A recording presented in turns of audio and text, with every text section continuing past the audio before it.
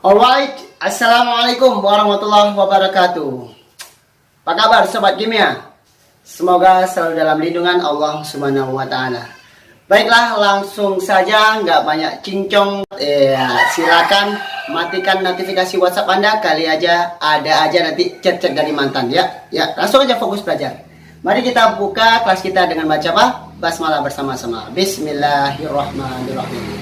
Baiklah, pada video kali ini kita akan fokus membahas bagaimana cara menentukan periode dan golongan dari suatu unsur. Ya, mohon maaf sebelumnya di sini. Di video ini saya nggak akan menjelaskan tentang teori perkembangan sistem periodik unsur. Silakan dibaca aja ya. Kan sekedar teori ya. Tapi tetap juga harus dipahami. Nah, kita fokus aja di sini nih. Tentukan letak periode dan golongan dari unsur berikut. Kita punya natrium dengan nomor atom 11. Kita punya klorin dengan nomor atom 17. Ada titanium dengan nomor atom 22, ada kobalt dengan nomor atom 27, dan yang terakhir kita punya seng dengan nomor atom 30. Bagaimana cara menentukan periode dan golongannya? Saksikan bersama Banyas Excellent. Baiklah, ingat, di dalam kondisi seperti apapun, Sobat Kimia harus sudah minum dan juga harus sudah makan, biar fokus ya. Baiklah, langsung saja kita bahas nih. Soal nomor 1, membahas tentang natrium itu letaknya di periode berapa dan golongan apa. Nah, kita coba untuk kerjakan. Ya, seperti pada konsep-konsep sebelumnya, silakan kalau Ananda, silakan kalau Sobat Kimia masih belum juga menghafal tentang konfigurasi elektron, coba dipahami dulu ya, sampai benar-benar paham. Karena konfigurasi elektron ini paling basic dan dipakai dari segala lini nanti kita belajar kimia. Baiklah, langsung saja kita mengerjakan soal yang pertama. Natrium dengan nomor atom 11.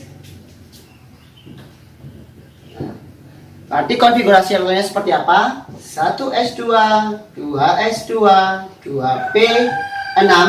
Kurang berapa lagi? Kurang 1 ya, berarti 3s1.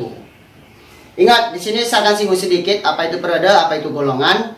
Jadi periode itu yang dari kiri ke kanan ya. Nah, jadi periode itu adalah dapat ditentukan dari namanya kulitnya. Nah, jumlah kulit itu kita bisa menentukan dari periode. Sedangkan untuk menentukan golongan nanti kita lihat dari elektron terluarnya. Nah, kita bahas langsung di sini untuk menentukan periode seperti apa. Kita lihat. Ini kan terakhir nih, elektron terakhir nih, 3s1. Ini artinya pada periode 3. Nah, sedangkan golongannya golongan berapa? Nah, golongannya kita lihat kalau dia masuk S atau mungkin S sama P nanti ya, itu dia masuk golongan A. Nah, kita lihat di sini, valensinya berapa? 1, maka dia termasuk golongan 1A. Nah, mudah kan? Cukup gampang sekali. Langsung kita coba untuk yang klorin dengan nomor atom 17. Kita tuliskan konfigurasi elektronnya. Ini kan bisa kita singkat ya seharusnya. Kita tulis saja dulu. Nah, 3P2, 3P5. Kalau misalnya Sobat Kimia malas tulis panjang gini kan, nah bisa tulis seperti ini. Dengan gas mulia, yaitu di neon 10 ini. 3P2, 3P5. Nah, kita lihat di sini. Tadi seperti yang saya sampaikan sebelumnya, apabila dia diakhiri dengan S, maka dia golongan A. Begitu juga bila diakhiri dengan ini S ya, diakhiri juga dengan S ataupun P, maka dia juga termasuk golongan A. Nah, tapi kita tentukan dulu periodenya. Periodenya berapa ini? Paling tinggi 3 ya. Berarti periodenya pada periode 3. Golongannya golongan berapa? Nah, golongannya karena S sama P ini jadi nggak bisa, kalau P sendiri nggak ada. Jadi harus S sama P. Kita tambahkan aja elektronnya. 2 tambah 5 berapa? Ada 7. Berarti dia termasuk golongan 7A. Nah, mana? Ini yang golongan utama ya. Nanti kita ini setelah ini kita bahas nih yang periodenya nomor atomnya lebih gede. Ada titanium, ada kobalt, dan juga ada seng. Nah, kita lanjutkan lagi ke soal yang selanjutnya, yaitu dengan atom titanium dengan nomor atomnya 22. Titanium ya, Ti ya. Titanium nomor atomnya 22. Langkah pertama apa? Tuliskan konfigurasi elektronnya. 1s2, 2s2, 2p6, 3s2, 3P6, 4S2. Udah berapa nih? 10, 20, 2 lagi. Berarti dia nyangkut ke 3D2. Ingat, setelah 4S2 bukan 4P6. Dipahami betul ya bagaimana cara menuliskan konfigurasi elektron melalui aufbau. Nah, kita tuliskan di terakhir sini ada S sama D. Nah, berarti dia nanti, ini golongannya, kita bahas periodenya dulu. Periode tadi disampaikan adalah jumlah kulit. Nah, lihat di sini. Paling gede berapa? 4. Kita ambil, berarti periodenya pada periode 4. Sedangkan golongannya pada golongan berapa? Ingat tadi kalau S atau S tambah P, maka dia golongan A. Tapi kalau S tambah D, maka dia termasuk golongan transisi atau golongan B. 2 ditambah 2, berapa? 4. Berarti dia pada di golongan, ini berapa anak? Oh, sorry. Berada di golongan 4B. Nah, sekarang kita coba lagi nih, kobalt. Nah, kobalt 27. 1S2, 2S2, 2P6, 3S2, 3P6, 4S2, 3D7. Suruh apa gitu, Sir? Nah, itu sering-sering ngerjain aja lah. Kalau misalnya sobat kimia pengen lancar juga, sering-sering menuliskan konfigurasi elektron. Ini paham-paham sendiri kok. Ya, kita lihat yang terakhir di sini ada apa? Ingat kalau D sendiri nggak ada, dia harus dipasangkan dengan S. Nah, S sama D, maka periodenya sama ya, jelas periodenya 4 nih, paling gede di sini 4. Golongannya golongan berapa? Nah, 2 tambah 7, harusnya kan gini, 9B. Nah, 9B ini nggak ada.